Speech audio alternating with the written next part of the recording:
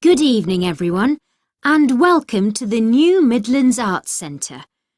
We are delighted that so many of you have managed to brave the rain and come out tonight to help us celebrate the opening of this new facility.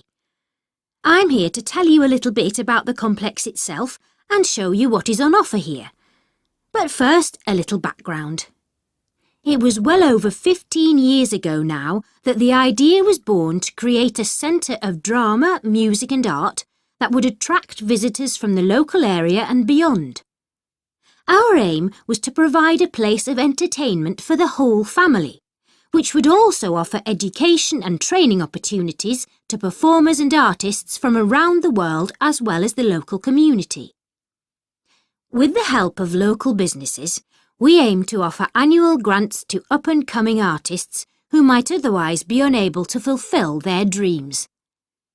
As you will see when you look around, we already have an exhibition of 2 young local artists. You will find that in Exhibition Room B. I must admit I've never been a big fan of abstract art, but I was blown away by the exhibits on display by these talented youngsters. Exhibition Room A houses our other temporary display.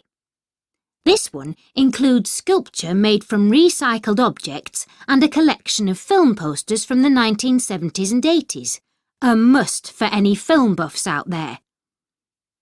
The Rees Gallery houses our permanent exhibits, which include a collection of historical photographs of the local area and work by local artists Gemma Brock and Giles Priestman.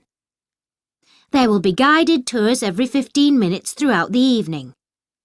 For any budding young artists here this evening, we have a drawing workshop starting in 5 minutes with celebrated local cartoonist Andy Minot.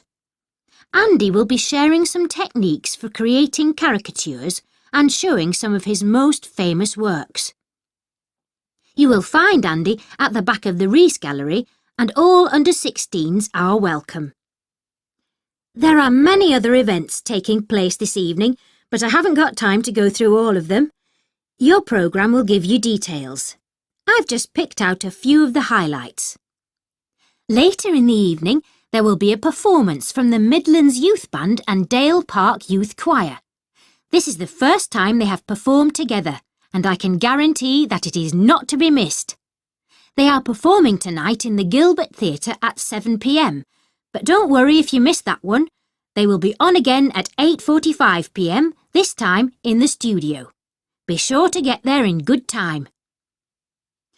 Another important event tonight is a talk by local writer James Carver.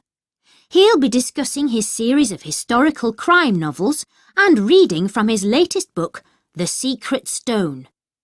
He will also be signing copies of his books. I know he has a lot of fans out there, so make sure you go along. The event starts in the studio at 7:30 p.m. Finally, the big event of the evening will be a performance by the award-winning Simon Bradford and his Jazz and Blues Band. Simon has recently completed a sell-out tour of Europe and has just released a new album.